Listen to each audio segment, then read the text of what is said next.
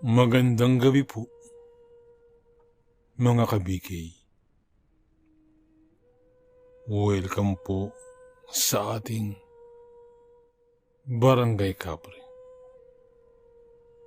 Ako po muli, si Boy Kapre. At isa na naman pong kwento na mula sa tunay na pangyayari ang ating ibabahagi. Pakinggan natin. Tahimik na nagpipiga ng map si Leo sa loob ng palikuran. Wala din ni isa siyang kasama dahil nauna nang umuwi ang kanyang mga katrabaho. 12:00 na ng gabi at sa mga ganitong oras ay kakaunti na lamang ang nakikitang tao sa hallway. Halos lahat ay nasa loob na ng kwarto at binabantayan ang kanilang mga pasyente. Bago lamang si Leo sa pagiging janitor.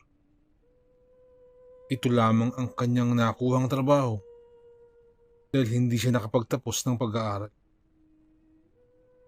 Wala siyang ibang pagpipilian. Kailangan niyang kumita para sa asawa niyang malapit ng manganak. Lumabas na ng palikuran si Leo. Dala ang map at timba. At dahil hindi siya sanay, ay mabagal pa ang kanyang pagkakahagod sa sahig.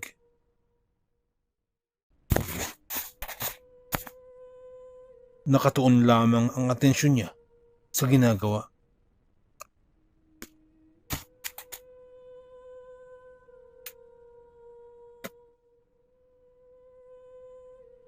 Gusto niyang magawa ito ng maayos, kaya kahit nahihirapan, ay walang kahit anong pag-angal na lumalabas sa kanyang bibig. Pinag-igihan niya ang pagtatrabaho. Wala na siyang pakialam kung mag-isa lamang siya. Nung sandaling yun, hindi na rin niya pinansin ang mga haka-haka na maraming nagpaparamdam sa ospital na yun.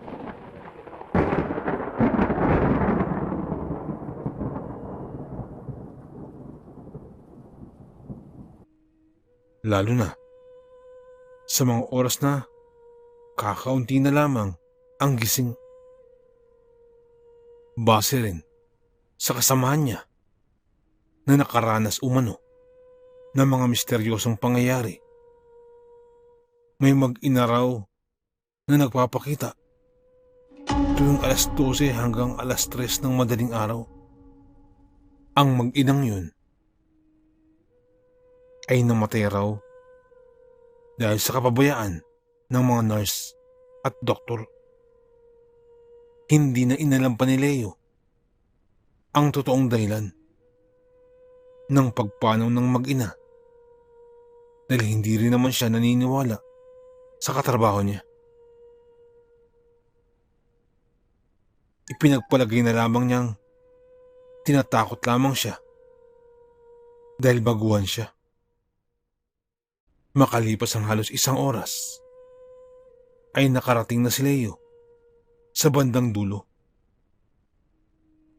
Tagaktak na ang kanyang pawis, subalit patuloy pa rin.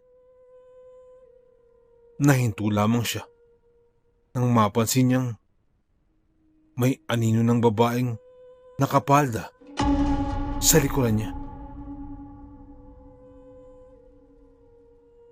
Hindi niya mapigilang isipin ang sinabi ng kanyang kasamahan.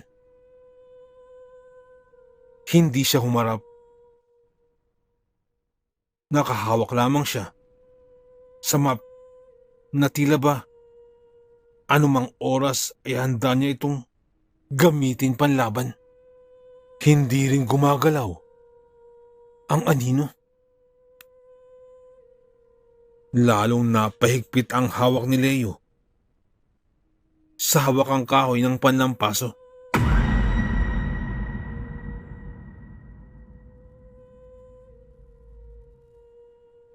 Excuse me, saan ang way papuntang room 13? Lumuwag ang paghinga ni Leo nang marinig ang tinig na yun. Walang pag-aalinlangan. Hinarap niya ito at nagpakita ng ngiti.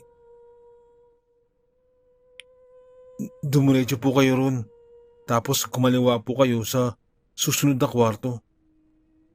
Sagot ni Leo sa babaeng hindi pa naman katandaan. Salamat. Pag-alis ng babae, ay muli niyang ipinagpatuloy ang ginagawa. Binitbit niya ang timba para lumipat ng pwesto. Ngunit bago yun, ay napasandal muna siya sa pader. Huminga siya ng malalim at saka inisip ang asawang nagdadalang tao. Napangiti siya ng bahagya. Mas lalo siyang ginanahan na magpursige. Tila ba nabuhay ang lahat ng ugat niya sa katawan. Hinawakan ulit ni Leo ang map. Hahagurin na sana niya ang sahig. Ngunit nakapahinto siya nang may makita siyang dalawang bakas ng maliliit na paa. Ilang di pa lamang ang layo sa kanya. Naging 3 ang bakas. Naging 4. Hanggang sa dumami na ito. Palapit sa kanya. Nanlaki ang mga mata ni Leo. Napadikit siyang muli sa pader. Ngunit nilagpasan siya nito. Napaisip siya kung saan ito patungo. Ang hindi na namalayan ni Leo na unti-unti na pala niyang sinusundan ito.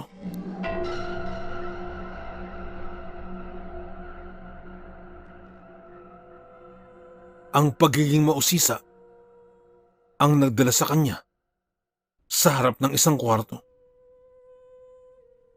Nakita niyang doon huminto ang mga bakas ng paa.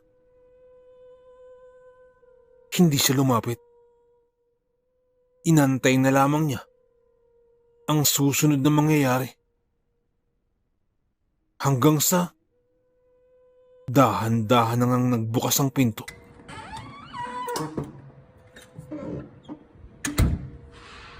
Ang langit-ngit nun ang nagpatayo sa mga balahibo niya. At hindi niya rin maiwasang manginig. Tumingin si Leo sa buong paligid. Ngunit wala nang ibang tao ron. Sa tuluyang pagbukas ng pintong yun, ay bumungad kay Leo ang dalawang nilalang. Walang kahit anong salita ang naibigkas niya habang nakatingin sa babaeng namumuti ang mga mata. Katamtaman lamang ang haba ng buhok. Subalit, wasak ang kalahati ng mukha nito. At lalo pang kinilabutan si Leo sa paulit-ulit na pag-iling ng nilalang na yun. Idinako naman niya ang tingin sa isa pa. Sa palagay niya, ang batang ito ang nagmamay-ari ng mga bakas ng paa. Katulad ng babae. Ganun din ang mga mata nito. Namumuti ang maging ang mukha nito at putol ang kaliwang braso. Sino kayo? Utal na lamang na tanong ni Leo.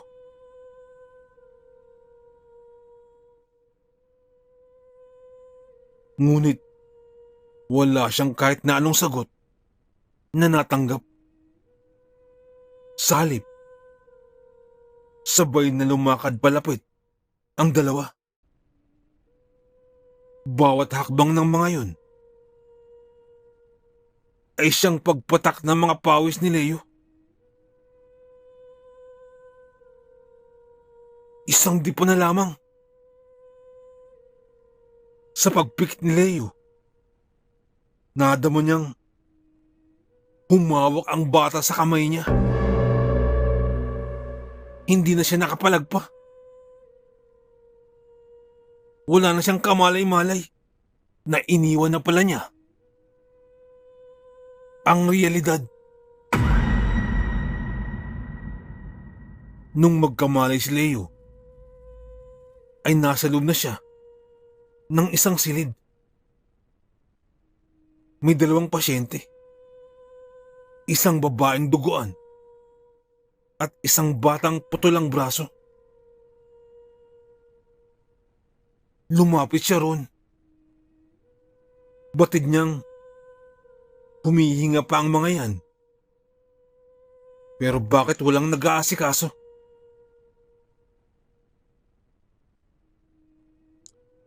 Tumingin sa kanya ang babae habang naghihingalo. Humawak pa ito sa kamay niya at nagmakaawang tawagin niya ang doktor. Please. Please. Sandali lang. Dali-daling lumabas ng kwarto si Leo. At nasa pasilyo pa lamang siya, ay may nakasalubong na siyang matandang lalaki na nakaputi. Dok! May 2 pasyente sa room 24. Naghihingalo na po. Tulungan niyo, Dok. Ngunit tiningnan lamang siya nito ng masama. Sensya na. Pero mas inuuna namin dito yung nakapagbayad na. Sensya ka na. Sagot nito. Ano? Ibig mong sabihin? Hahayaan mo silang mamatay rito? Galit na tanong ni Leo. Sensya ka na.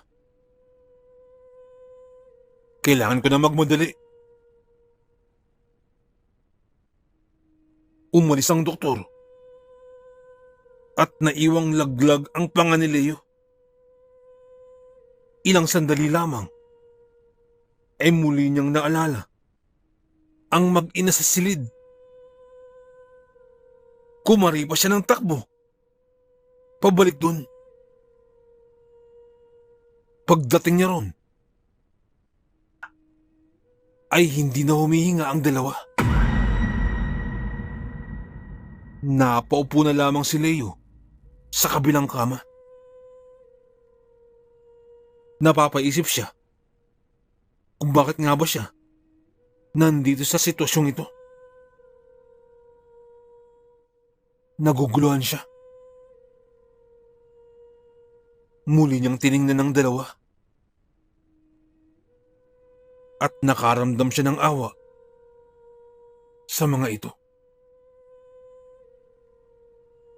Ngunit mas nakuha ang atensyon niya ng isang papel na hawak-hawak ng bata. Kinuha niya iyon at dahan-dahang binuklat upang basahin. Hustisya.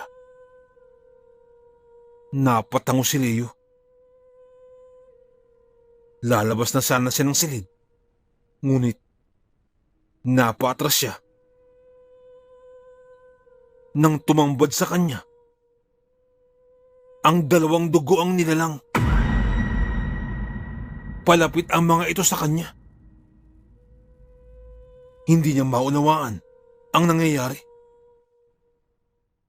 Basta't natumba na lamang siya nang may naapakan na kung ano. Tumama ang ulo niya sa kanto ng kama at doon nawala ng ulirat. Pagdilat ng kanyang mga mata ay nasa harapan na niya ang kanyang asawa. Napansin niya rin na nakauwi na pala sila sa kanilang tahanan. Mahal, okay ka lang ba? Nag-aalalang tanong ni Tessa. Anong nangyari? Bakit, bakit nandito ako? Tanong ni Leo. Hinawakan ni Tessa ang kanyang kamay. Naimatay ka raw sa sobrang pagod. At hindi ka pa pala kumakain. Sambit pa ni Tessa. Biglang naalala ni Leo ang lahat ng nakita. Nabuhay ang katawang lupa niya. Namilog ang mga mata niya na napansin ng kanyang asawa. Bakit? Bakit, Leo? Wala. Pagod nga lang siguro ako. Pagkakaila ni Leo. Minabuti na lamang niyang ilihim kay Tessa ang lahat. Dahil batid niyang maguguluhan lamang ang kanyang asawa, baka mag-alala pa. Sa ngayon ay hindi niya alam kung ano ang gagawin. Pero isa lang ang sigurado niya. Hindi siya titigilan ng mag-ina hanggat hindi siya kumikilos para sa hustisya. Hinihiling ng mga ito